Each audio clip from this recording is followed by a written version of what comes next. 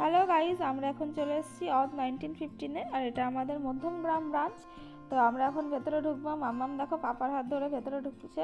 তো মাম্মাম তো একটুখানি দাঁড়িয়ে ফটো তুলবে, সেটুকুও সময় দিচ্ছে না, খুব ব্যস্ত। জানে ভেতরে বিরিয়ানি পাওয়া যায়।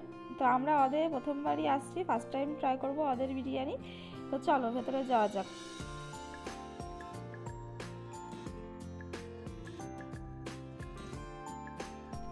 তো আমরা এখন চলে এসেছি ভিতরে, আর ভিতরের অ্যাম্বিয়েন্স তো অসাধারণ সুন্দর।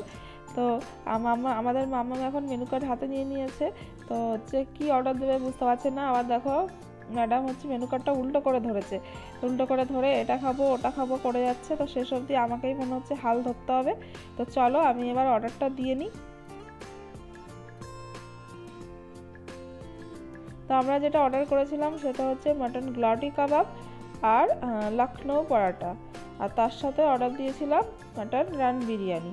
তো বিরিয়ানি আর কাবাব নিয়ে তো কোনো কথা হবে না, মানে অসাধারণ। এই ফার্স্ট টাইম বললাম যে ট্রাই করলাম অজ, কিন্তু অসাধারণ অসাধারণ, মানে মুখে লেগে থাকার মতো একদম স্বাদ।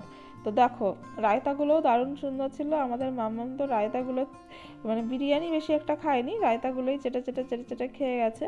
তো চলো খাওয়া দাওয়া আমাদের কমপ্লিট, এবার বাড়ির দিকে যাব।